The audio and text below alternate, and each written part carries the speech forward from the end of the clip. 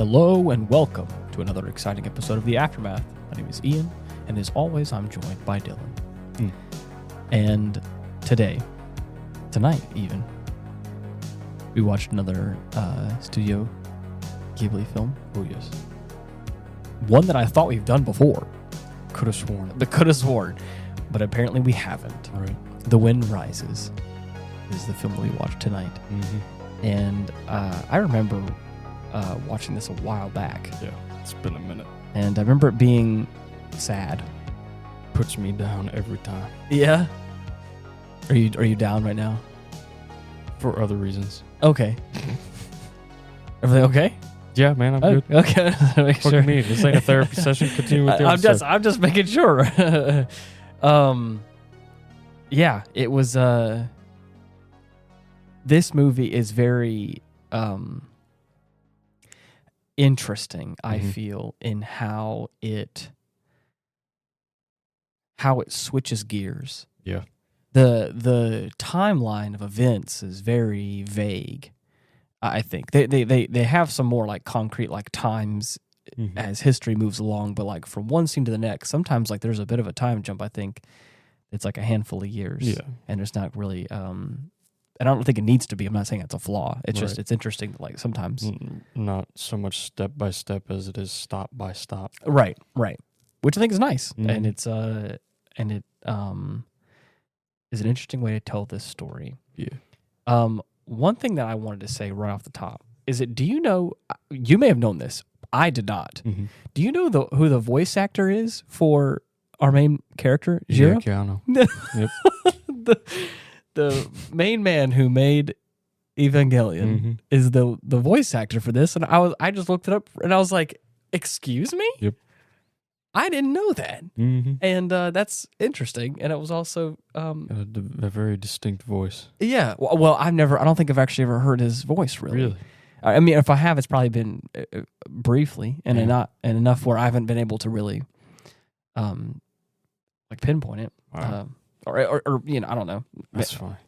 So anyways, I just thought it was interesting, and I was like, wow, this is really interesting. What the fuck are you doing here? yeah. Especially in like a voice acting role, Right. you know.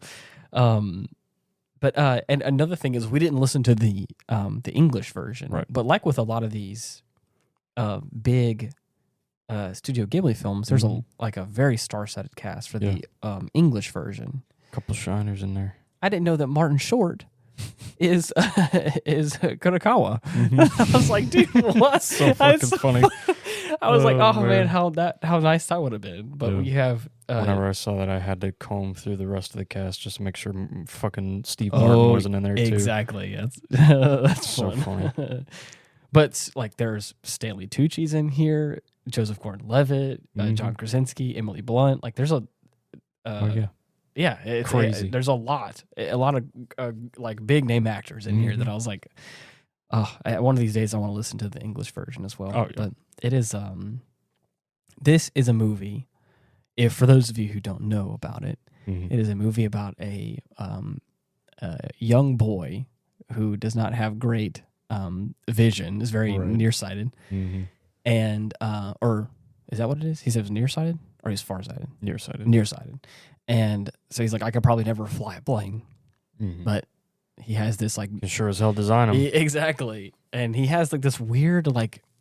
I love the kind of the weird like...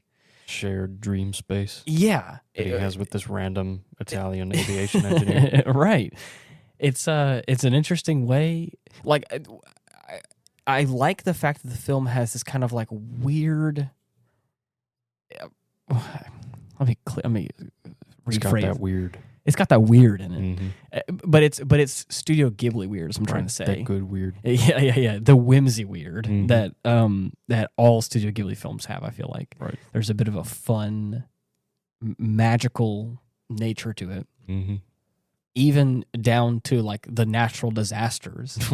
Of like has this kind of weird like whimsical nature to it, which I think I've said. If you've listened to any of our other Studio Ghibli episodes, I feel like I've said that same sort of thing where it's just that's what they do well is the art style and this kind of like special like magical like the take they have on the kind of magical, fantastical aspect of things. And even in this film that is very set in reality. Right.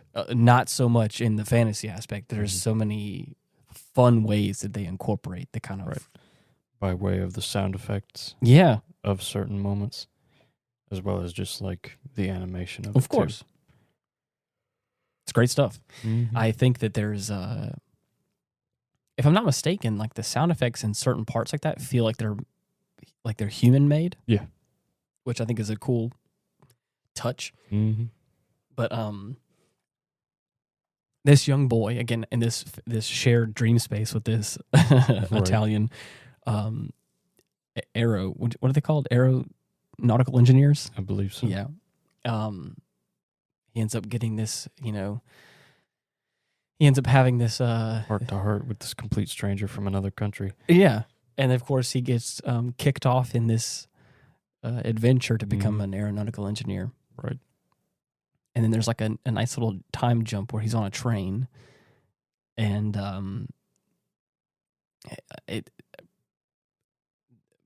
as we were talking about, this is where like the earthquake scene happens, and it's very like the whole ground like has this like wave motion, and it's very interesting and crazy looking. It's really fun and cool. And then he meets this young girl on the train, and like he's kind of minding his own business, he kind of overlooks seeing this person, and of course they're like, everyone's like, be careful, you're gonna lose your hat, and of course lo and behold, there he is, like not really paying attention, he loses his hat, and that's how he can make a connection. They go over a bridge and they gotta updraft. Yeah, so they make a connection there, and this is one of those things that sparks, I think, a little something special between the two of them. As the earthquake happens, I guess it's her caretaker. Is that or is that her like? I would assume so. Or something like that. Some sort of relative or something. Ends up breaking her leg. Right. Getting off the train. Yeah. So he ends up like making a makeshift split with his slide ruler. Right. And then he ends up bringing them to safety. And of course, they're not too far away from their home. So he like runs over there and finds some people to kind of take care of the broken leg and all that situation before he vanishes without a trace. Right. And so, like, as we were talking about before, the kind of progression of this film, I think what happens immediately after that scene is he like then in like the school program? Is that what happens kind of next? Right. It's at what I'm assuming the university that he's going to. Oh yeah, because there's the whole like the Tokyo's burning down basically. Right. They've got the main building, the entire east wing is like in flames. So they've had to carry out most of the books, whatever they could, and are just trying to keep everything like safe so it doesn't burn. Right. So yeah, which would be good luck with that. Right. But yeah, so it's apparently also this is kind of based on a real life aircraft designer. Yeah, Jiro Hoshikori. Yeah, and I didn't actually. I didn't know that. I mean, I think that there's towards the end of the movie, there's like a what is this? This is like dedicated, an homage to or whatever, a tribute. There you go, to this person, which I think is really cool and interesting as well. Yeah. Yeah, it's pretty neat. It's a pretty cool movie. As it fucking sad. It's. Should we just talk about the sadness? I mean, yeah, sure. I was like, while we're here, while we're sad and while we're in it, right? The kind of as I talked about before, there's the kind of the realness of this kicks in. I would say like second act, right? Like kind of builds itself up as a very sweet romance with a tragic twist. Yeah, that just really fucking stabs you in the gut. He does really good. He is. What makes me so sad is I see a lot of myself in our main character. Yeah, I tend to overwork myself. I tend to overfocus on my projects, my work. I keep myself busy. you of all people know this about me, is that I keep myself really busy. Right. And so seeing this character like so wrapped up in what he's doing, and then when it gets real sad, we'll get to that in a second. Like it really hurts because I think I understand where this guy's coming from. But like he's really good at what he does, and he's like top of his class. But he's got the passion. He can't quite. I think there's a limitation with technology. It's like causing like a great filter that like the Japanese aeronautical people can't quite get through with just like at materials. This point in history, like early 1930s, Japan's economy is like in the fucking tank. Yeah, and they are significantly behind technologically compared to other countries. Right. So there's also, I'm not going to pretend like this isn't happening around the World War II era at a certain point in this, where there's also talk about Germany and everything. I won't say the words, the people, because again, I don't want to get in trouble with the the guidelines or whatever. Yeah. I mean, everybody but knows everyone, what you're talking about. Right, exactly. Yeah. And it's like, that's a whole situation as well that's like kind of interesting. There's like a little bit of a twist that goes on there. But like, there's a beautiful moment where like he ends up having an extended stay at this hotel.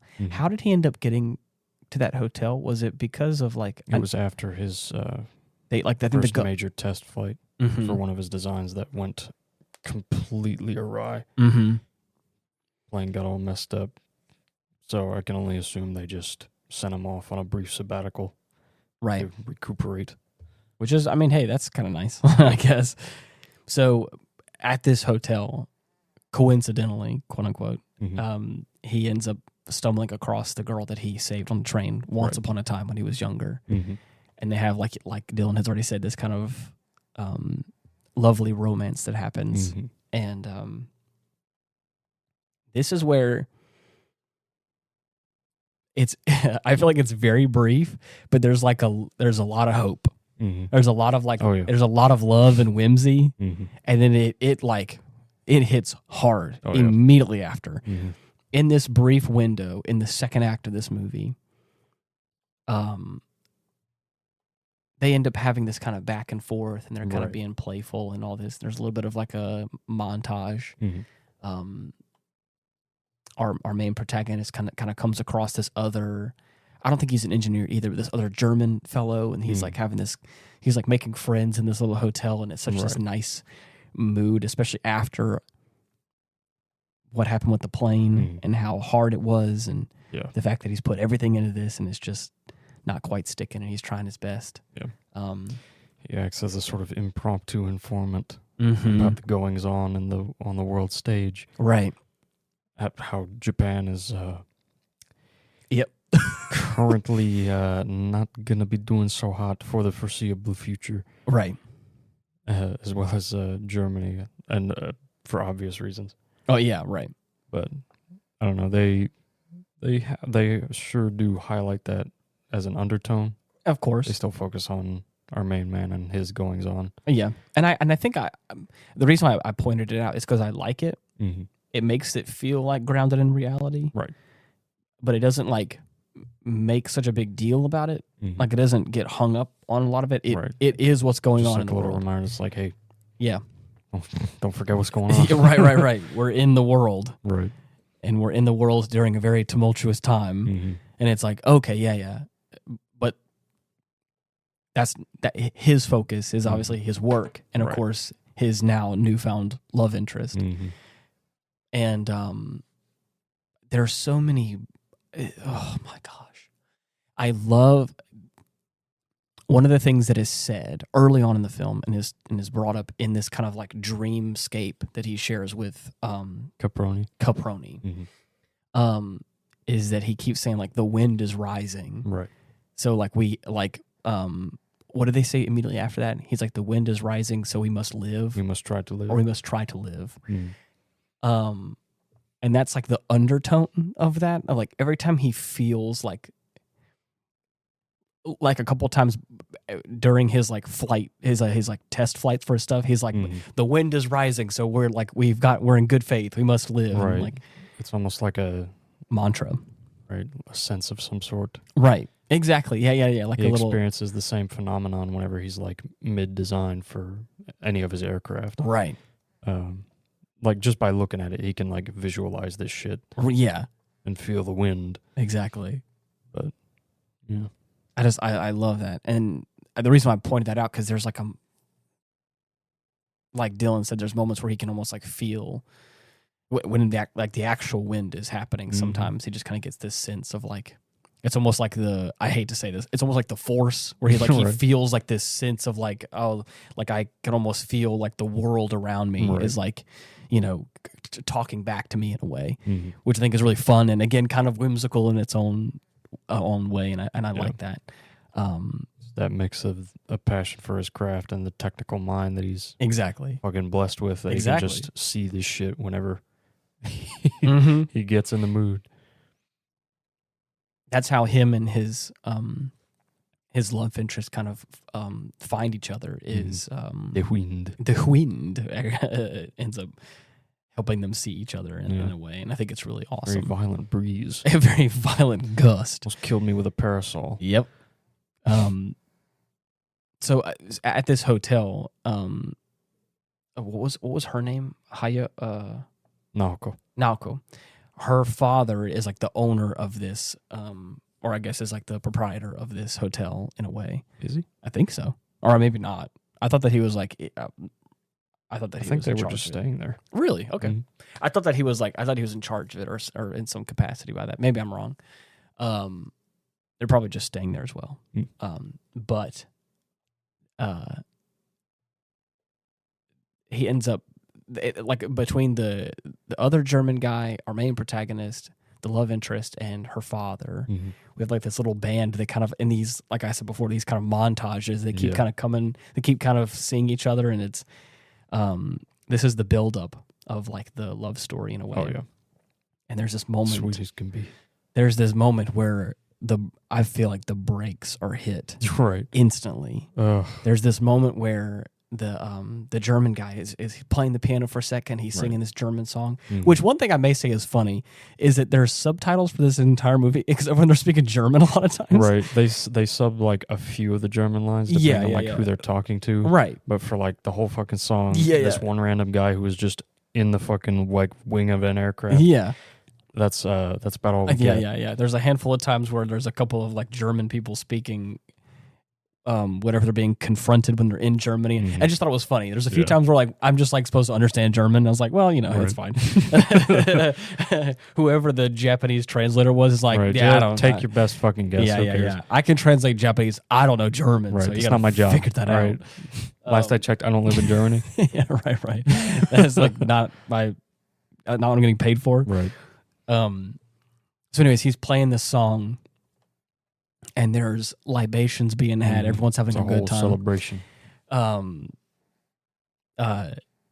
He ends up coming in and sitting down and having this kind of heart-to-heart moment where the German guy is saying like, hey, this guy was kind of gloomy. Right. And now all of a sudden he's sitting here and he's happy as a clam. He's as happy as can be. And I wonder what that is. I wonder why that is. Right. It seems like he's got a little bit. This motherfucker's in love. He's in love, I think. Yeah. He says something about how there's like it's summer love is easily forgotten. Oh my when gosh, you come down from the mountain, you'll forget what happened to you. So beautifully poetic. Summer love is so easily forgotten when you come down from the mountain. Like it all. This motherfucker loves The Magic Mountain by Thomas Mann. Oh, right. Which, I mean, anyway, it's beautiful. Yeah. He says that and I was like, oh, we're not just gonna slip past that and not pretend like that wasn't smooth right there. It's great. It's a great line and I love it. Read like a book. Exactly. And of course, there's reference to like he's infatuated with a young woman, and of course the father is like, you wouldn't happen to be talking about for my daughter, would you? And he's like, it is. Right, yes, so it is. Chief. I'm in love with your daughter. And he's like, well. Right. Please give us your blessing, sir. And then out of nowhere, here she comes. Do it. Walking down the stairs. Walking down the stairs and is like, I would love nothing more than for you to give us your blessing. And he's like, but what? And then Mr. Magic Mountain is like, congratulations. Yeah. That's a good fucking guy. She lucked out. Yeah. And oh my God. At this point, we're like, oh my God. It's perfect. What a fucking miracle. How magical. This is the bounce back. This is... How whimsical. This couldn't have gone better. Yeah. And then she says, oh, by the way, I'm terminally ill. I got TB. Right. I got the tuberculosis. And because she's like, oh man, I found my fucking diamond in the rough, the love of my life. Oh, by the way, I'm fucking dying. Yeah. My mother's already died from tuberculosis, and I have tuberculosis as well. In the 1940s, what is it? At this time? 1930s. 1930s at this point? Mm-hmm. Talk about dire straits. Screeching halt. Yep. Where and this is the part that hurts me the most, is that she stands there and she's like, I have tuberculosis. Can you wait for me to get better? And he says, I would wait 100 years. Mm-hmm. I've loved you since the day I first laid my eyes on you. Since the day you saved my hat. Motherfucker does not give a shit. No. That's true love. That's true love right there. Mm-hmm. I wish I cared about somebody like that. Yeah. Because damn, that's hard. Mm-hmm. And the gold standard. And I looked up briefly, how was tuberculosis contagious back then? And that was because I was curious about it. Because again, I was like, okay, well, I was like, because I'm confused. For a second there, I was like, I'm confused as to if her mother had it and she had it. I was like, I'm almost certain that tuberculosis was like contagious. I was like, it was bad. Like, yeah. If I'm not mistaken, I could be wrong, but I thought they like had to burn bodies from like from tuberculosis patients because like if the body was not handled properly, like it was contagious even upon death or something. I could be very wrong. I don't know. Not familiar enough with the not familiar. So, but I looked it up. Supposed outbreak. Right. Because I was curious about how was tuberculosis contagious back in that time. And it said especially in the 19th and 20th centuries, it spread primarily through respiratory droplets in the air when someone with active TB coughed, talked, or in that capacity. Fairly standard communicable. Right. So goddamn. So when I started thinking about it, I was like, there's a potential that the father may not have contracted it if he was like a healthy distance, I guess. Right. Or was like if he was, because throughout the whole movie he seems fine. Exactly. And then there's a moment where like our main character is like kissing on her. Of course. And so of course. Right. Especially after they're like engaged at that moment when they had that whole discussion of like, I would like to have her hand in marriage. Right. Like they're engaged to be married now. And so he has like kissed her. So I was like, so is our main man like, he's going in to tuberculosis now? Like, is he going head first? And of course there's one moment in particular where she says like, but you'll catch it. And he was like, I don't care. Right. Doesn't even acknowledge it. And I'm like, okay, hey. I mean, that's the last we hear of it as far as like his own risk of it. Exactly. So I was curious and I looked up some more stuff about it because I was just interested. And it says like before, it says an interesting way of how things may have started. It's before pasteurization, consumption, or unpasteurized dairy products could have also transmitted the disease. Crowded living conditions and poor sanitation further facilitated the spread back in that time period. Wash your hands. Exactly. No milk. Yeah. No unpasteurized milk. Right. Or you're going to be put to pasture. Yeah. Said it thrived in urban environments with poor sanitation, the proximity of people in the presence of contaminated materials created ideal conditions for the disease to spread. Oof.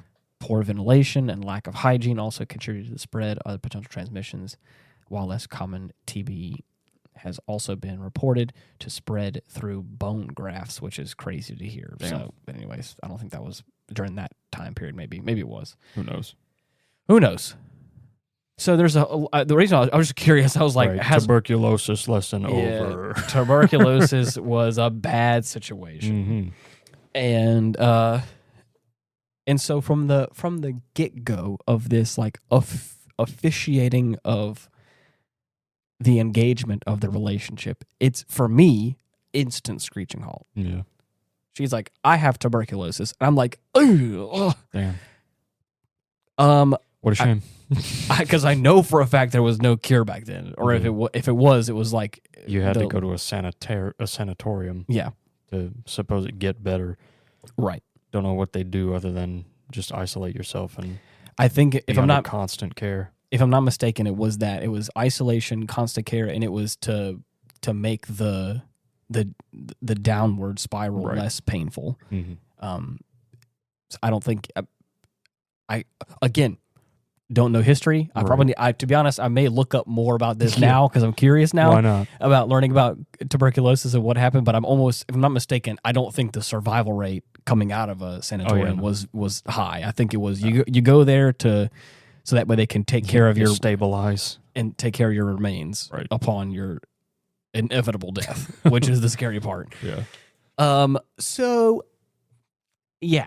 There's a point where she gets a little bit worse, and they try to put her in a sanatorium, and she ends up breaking out to be with him.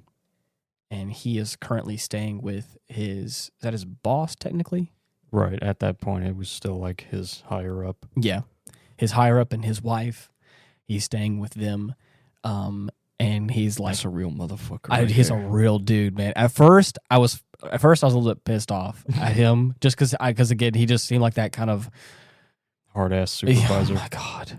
A hard-ass, frustrating person to work for, because I've worked with people like that before that don't have redeeming qualities like this character does. As soon as you see like the atmosphere of the actual office and everybody's like working at a relatively leisurely pace or friendly, I was like, okay, it can't be that bad. It can't be that bad. Yeah, he's not that bad. Right. And as soon as someone says, "Oh, don't worry about him. He's always hard on new employees," it's like, okay, there it is. Okay, yeah, exactly. Right. And that's what I like. I like the fact that it felt, even from that moment, you're like, okay, this is just, he's a little bit of a grouch sometimes, but he's nice enough. And I like that. And again, it shows later. In this moment too, he's like, I'm not going to have, I love you the most, buddy. I'm not going to have you unmarried, residing together with. It just ain't kosher. It ain't kosher. It ain't good. Right.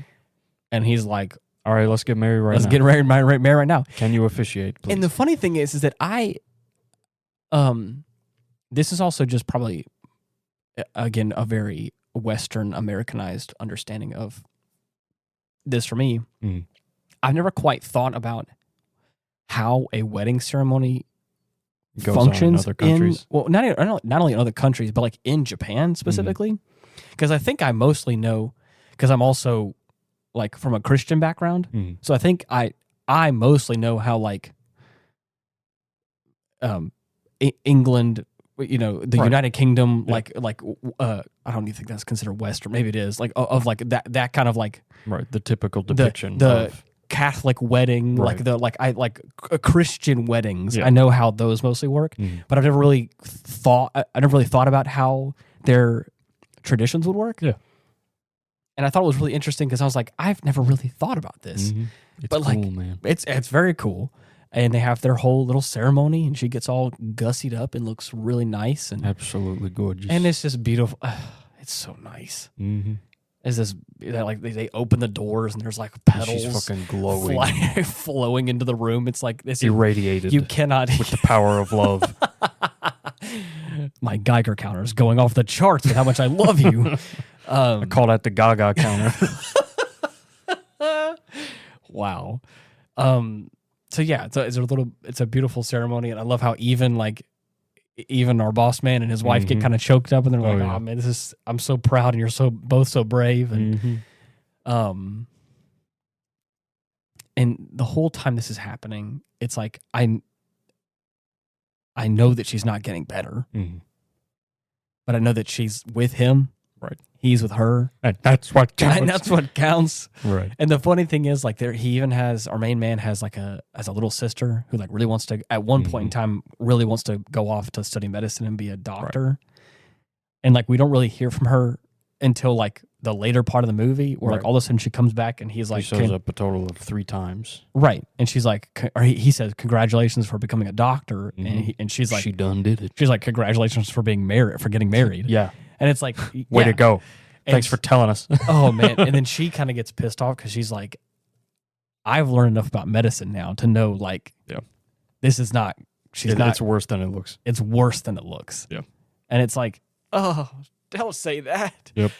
Miss Doctor now. And it's like, oh, she's like, and like, even she kind of gets choked up because, like, and this is the part that hurts. Is like, she's like, I really like her. Yeah. Why don't you, like, put her back in a sanatorium? And he's like, can't do it. Right. She's got to stay here. And it's like, oh, man. Every day is precious. Oh, wow. It's hard. Yeah. That's got to be a hard decision, especially during that time. And it makes me think like, man, oh boy, do we really take for granted some of the things we have today? Yeah. Some of the medical and technological advances we have. No kidding.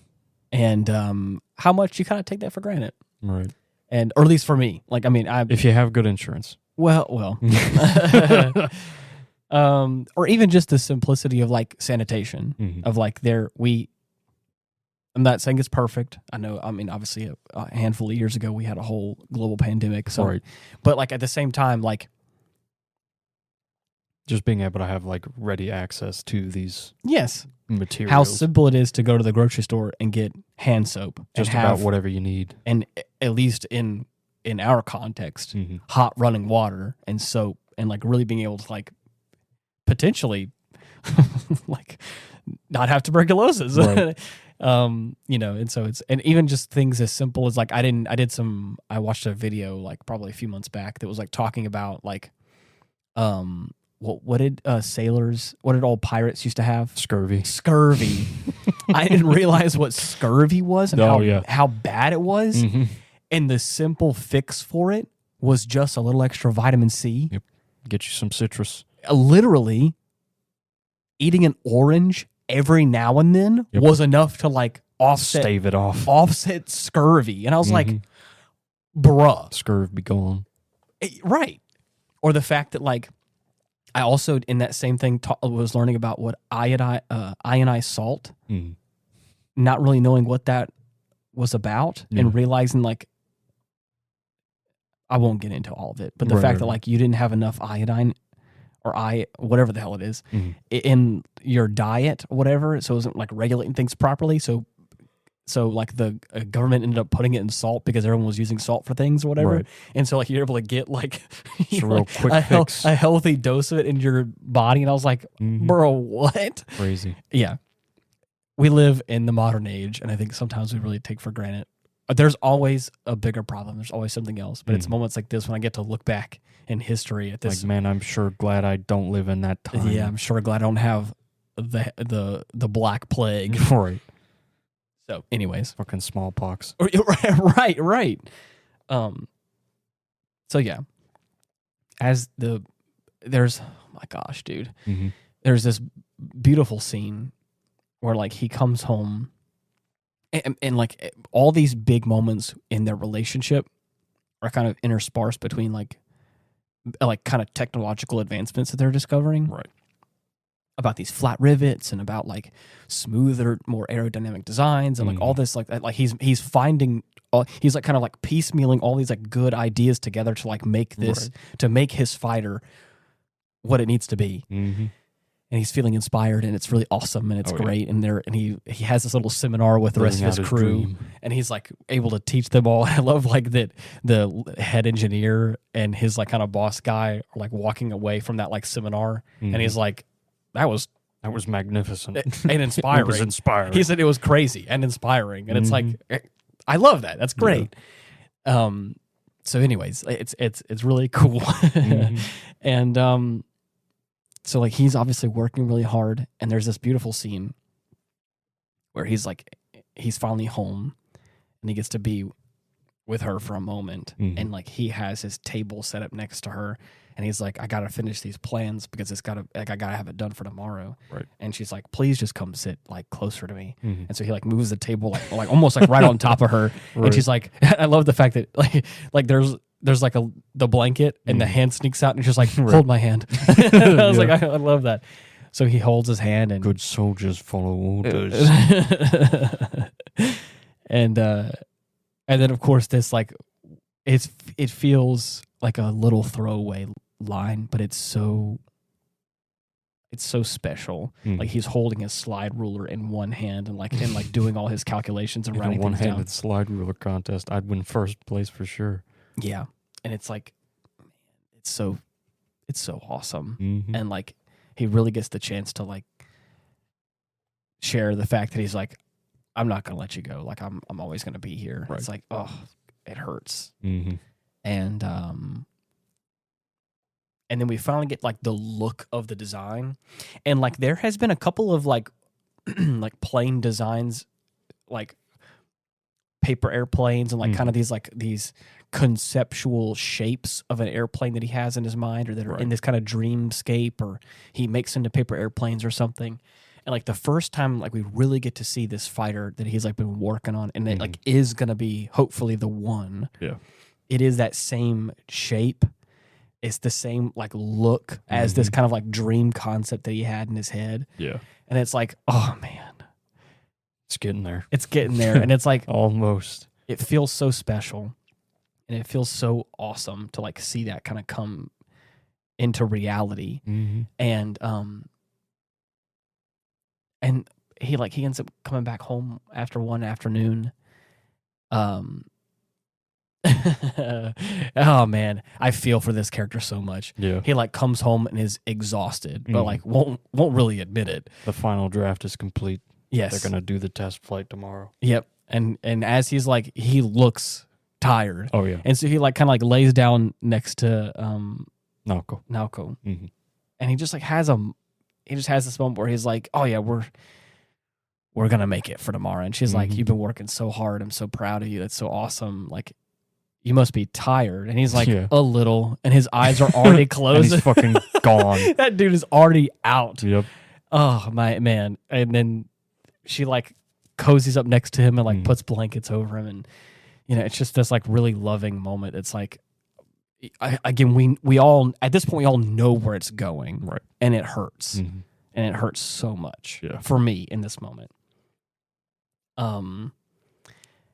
He ends up going out the next day to his debut, and goes fucking swimmingly. Oh my gosh, that thing is soaring, whizzing. It's crazy. They want to hit like 200 knots or something like that. I think is what they're wanting to hit, or something along those lines. The measurements they're using to gauge its speed, it's like blowing them out of the fucking water. It's hit 240. Yeah.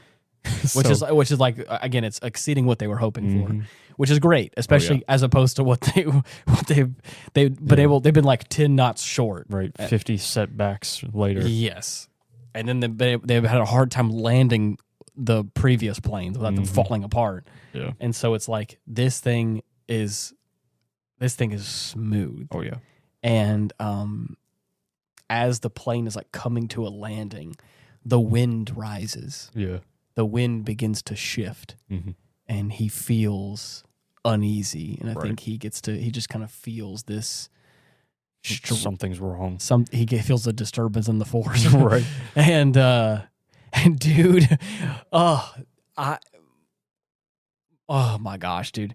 The moment where like the pilot comes out and he's like, she flew like a dream. Thank you. I was like, oh man, I feel he so ain't good. there anymore. Yeah. And it's like the his sister ends up coming back around, and finds the letters. Yep.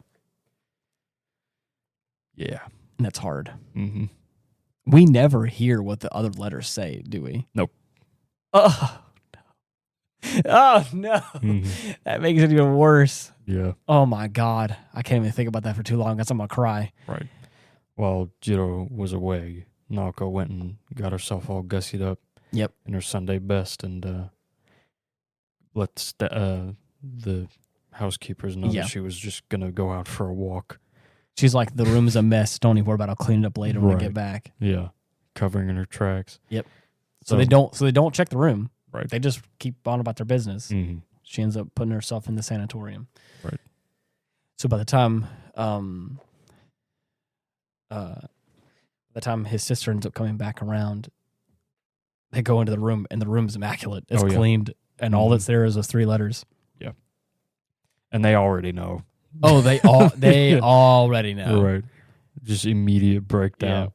Yeah. She ends up opening her letter and is like reading it, and is like she turned herself in, and like they just start kind of breaking down. It's like, oh. Yeah.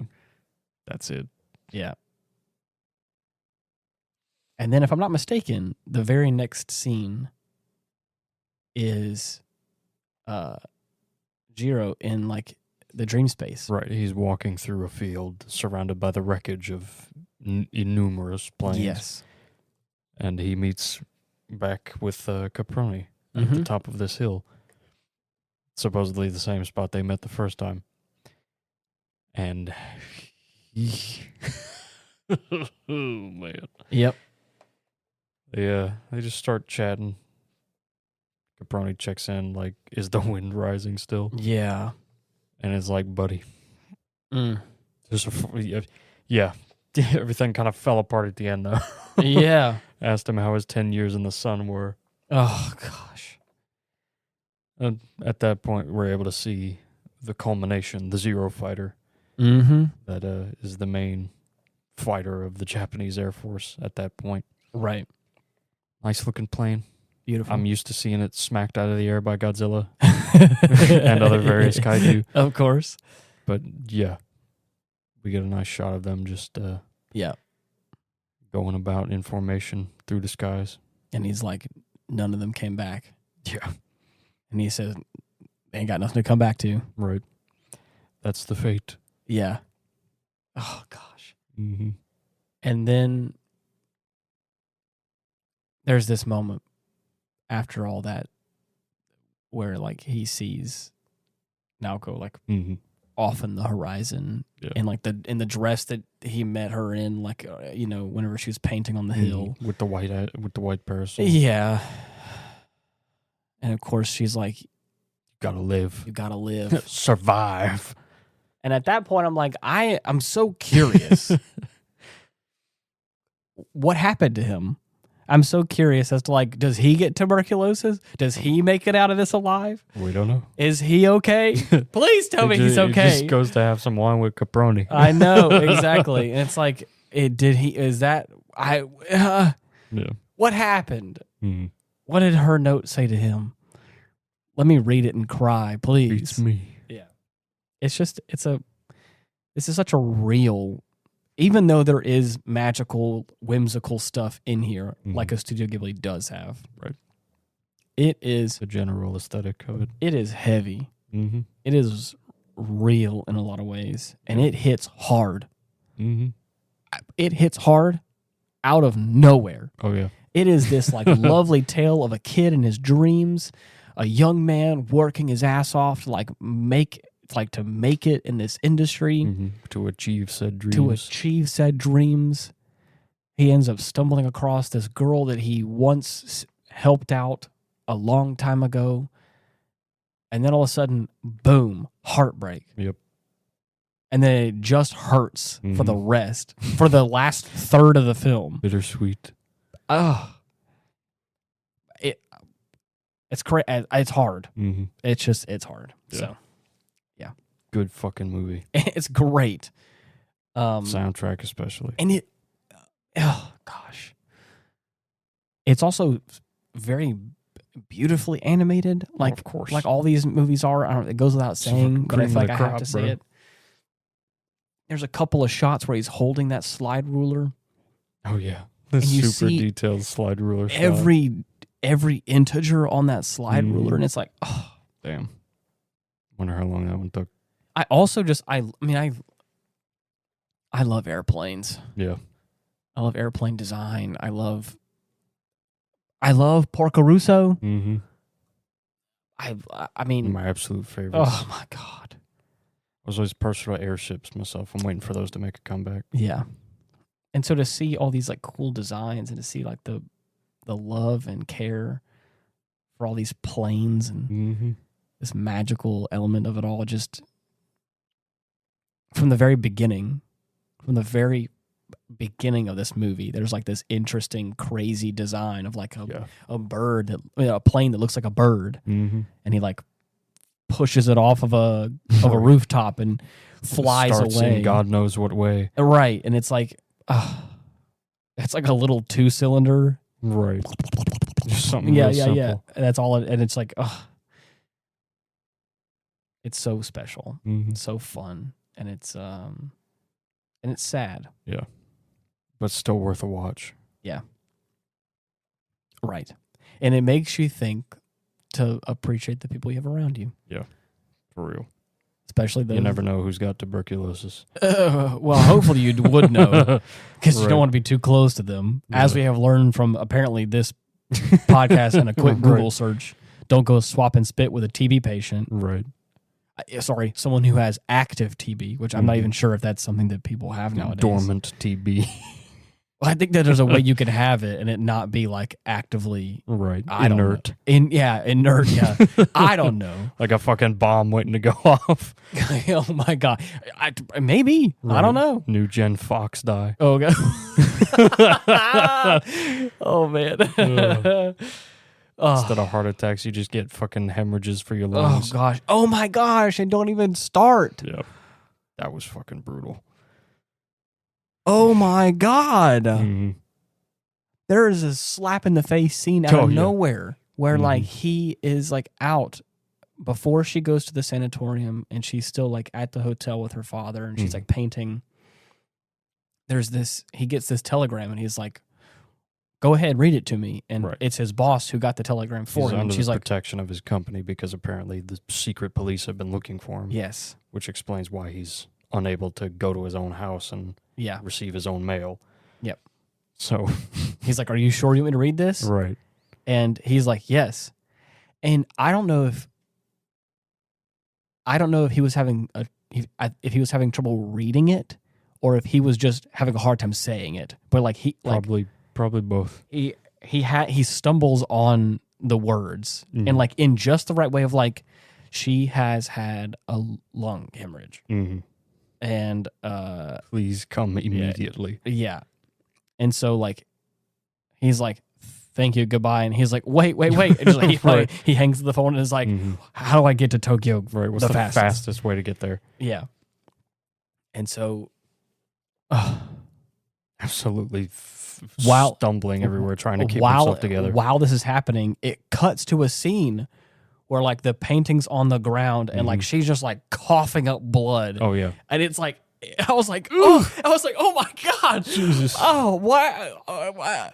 I know what a lung hemorrhage is, but you saw it. If for a second you questioned, I wonder what that is. You saw it. Right. And I was like, there's a fucking wrench in my guts. I was like, oh my God. Like I said, and then from there, it just gets harder and harder. Yeah.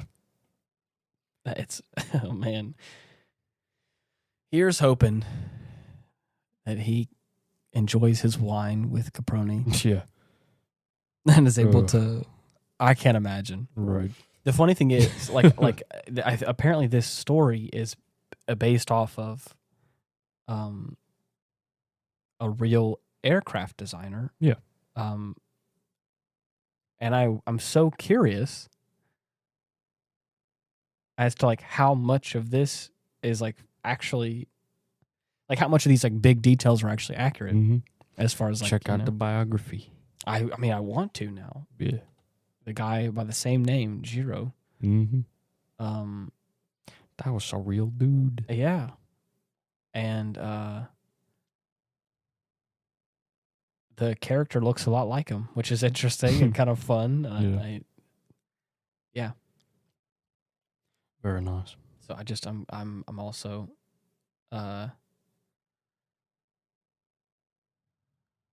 I'm just Yo, I what?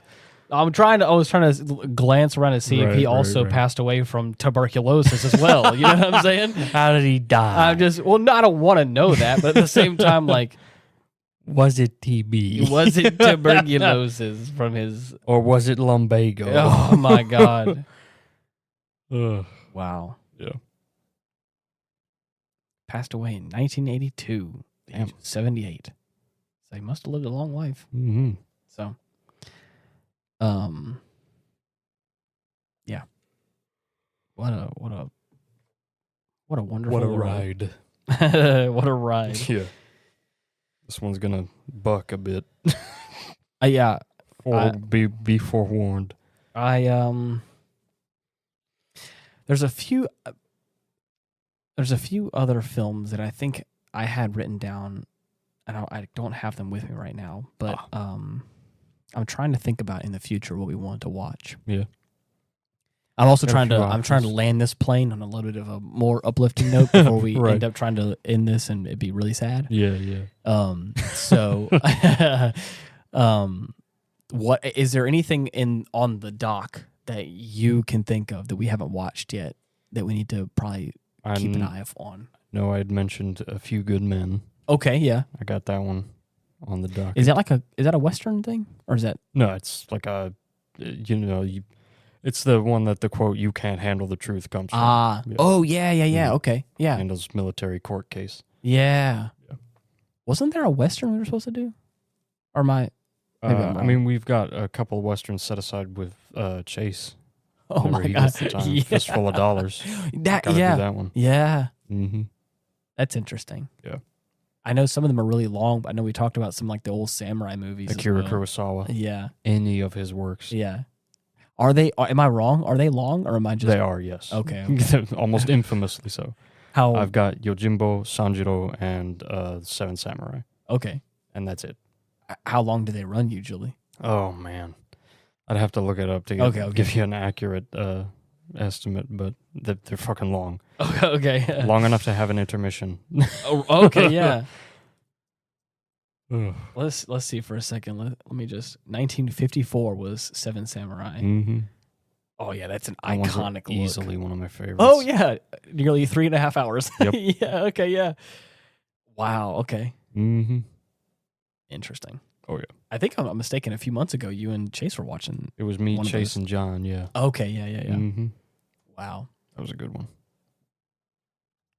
What you been playing recently? Oh, I think you know. Oh, yeah. I know, but the people don't know. Right. Do you want to talk about the Moon Dwellers? I mean... Or we don't have to. We don't have to. We don't want to. I've been continuing my romp through Super Robot Wars OG, mm-hmm. The Moon Dwellers. I love the saying, Luna Rockers. The Moon Dwellers. Right. And it was going relatively well. Yeah. I've had more than a few instances where the game just straight up kicks my ass. Yeah. But not before giving it a few black eyes of my own. Of course. And this exact scenario happened again. Yeah. But this one was special in the sense that I lost the most units in one battle that I ever have in this series. It was pretty tragic. Yes. Multiple people were incapacitated from this fight. You were going up against a boss figure of some kind. Right. He or she was a big, a big target, and were pulling out all the stops. The fight took a while. Mm-hmm. It did. The fight took. I think that's the part. That's the part that hurt the most. Is that the fight took a while because the Moon Dweller. Or I think most. Maybe I'm wrong, but most Super Robot War games, if the health of a boss fight or whatever exceeds like a certain number, or it's just big enough or fancy enough, be question marks. It's just question marks. You won't know what you're dealing with until you get them low enough. Yeah, and it was one of those. Yeah. Now, about halfway through this scenario, there is another army that approaches from behind. So now they've got you in a pincer movement. Okay. The big boss on the other side is able to do a fucking map-wide area attack that can hit multiple units. Mm-hmm. So already I'm at a disadvantage. Yeah. So I say, fuck it, and I just keep moving everybody forward to the boss I'm supposed to kill. Of course. All the while, the units when there's nowhere to run, just run towards the end. Exactly. Yeah. I gotta hit that finish line. Exactly. The entirety of this big boss's army is comprised of like heavy hitters, like the fucking Royal Guard. So they're all like pretty much mini bosses in their substantial, own right. Yeah. Health is in the fucking 6 digits. Yeah. Something ridiculous like that. So I'm having to pull out all the stops just to get closer to the thing I have to pull out every stop for. Of course.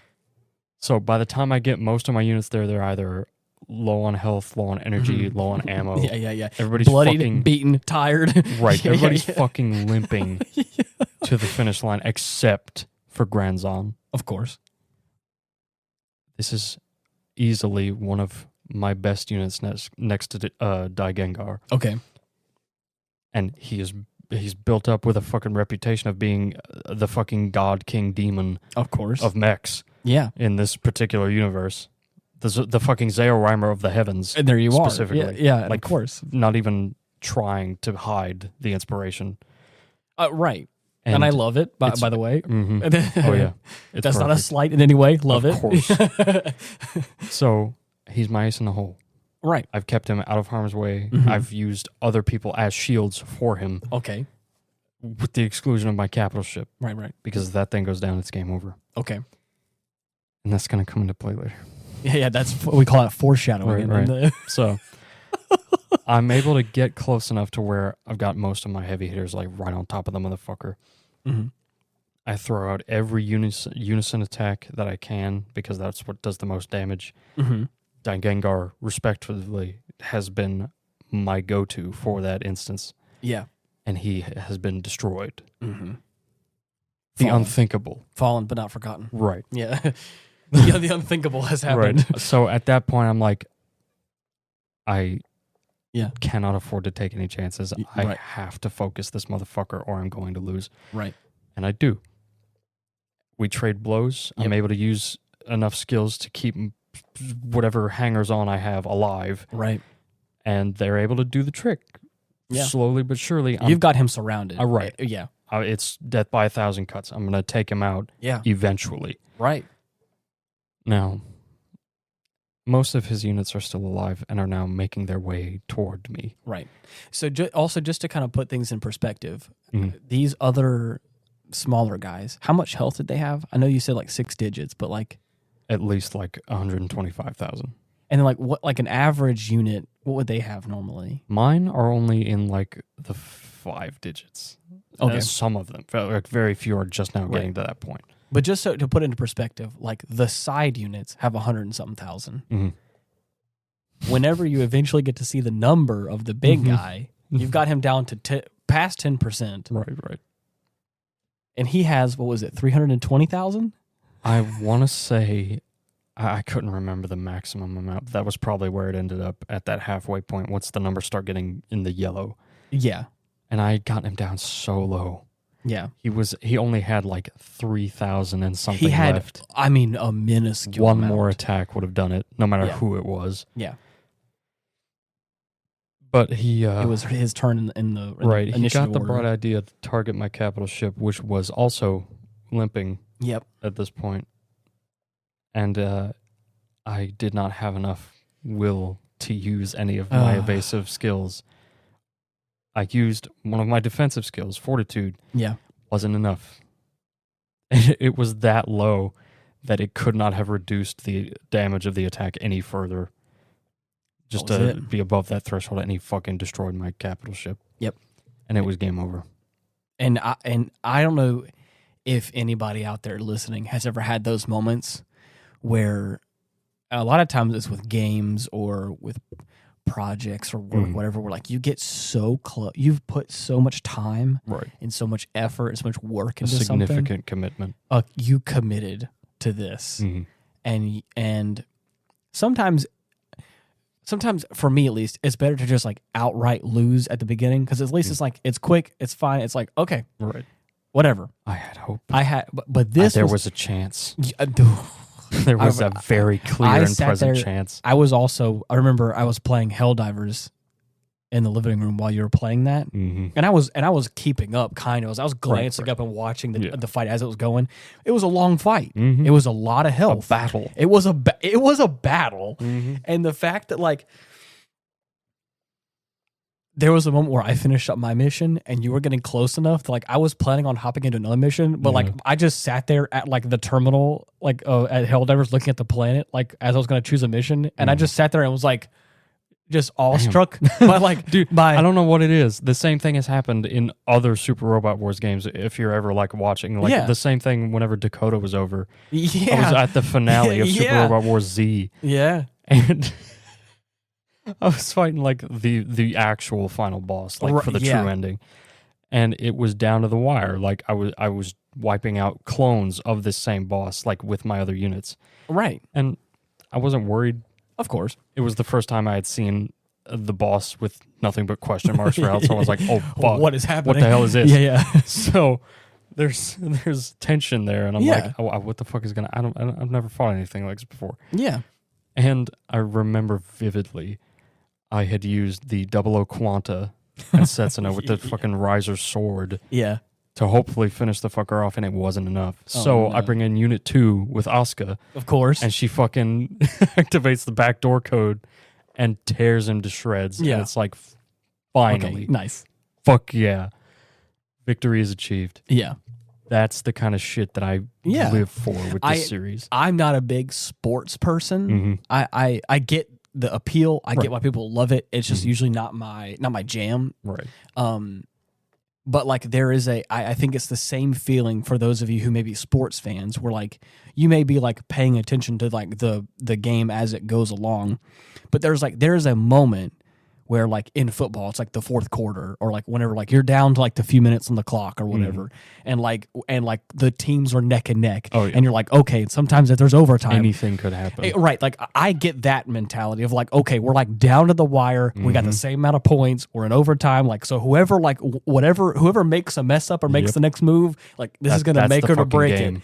Right, and it's like, and so like I get that tension of like, okay, shit, like we're talking like some real stuff here.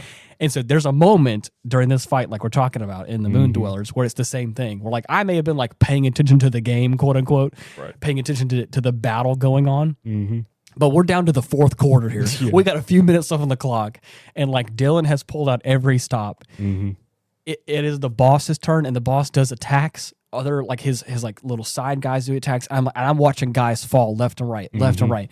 But the boss has so little health left. I'm like.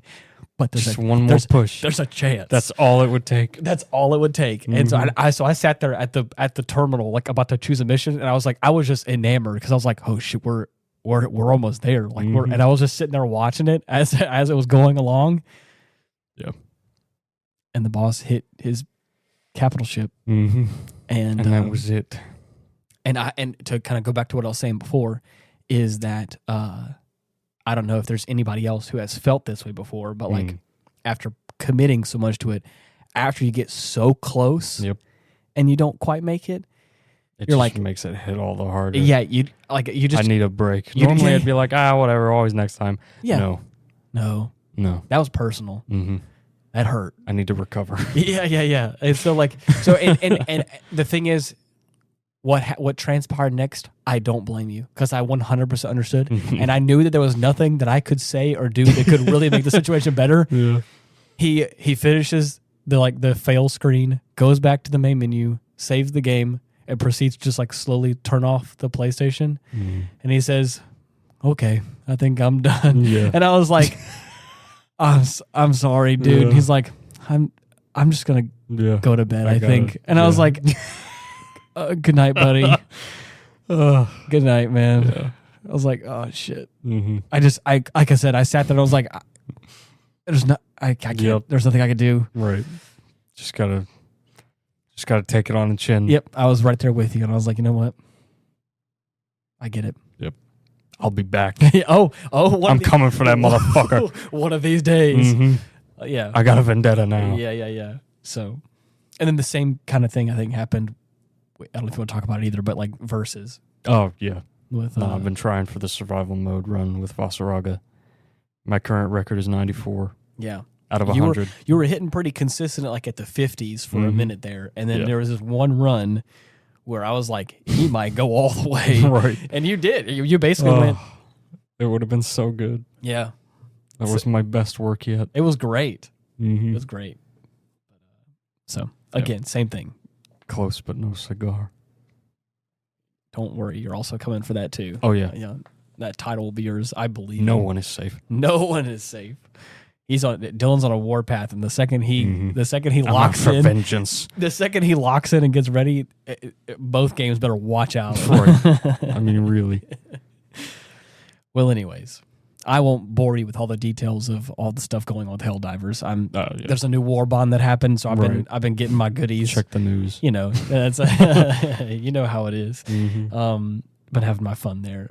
Dabbled back in Oblivion a little bit. Been playing with my character there for a brief time. So, but yeah, thank you all so much for listening to this sad episode, and I'm hoping that we were able to lighten the mood a little bit here at the end.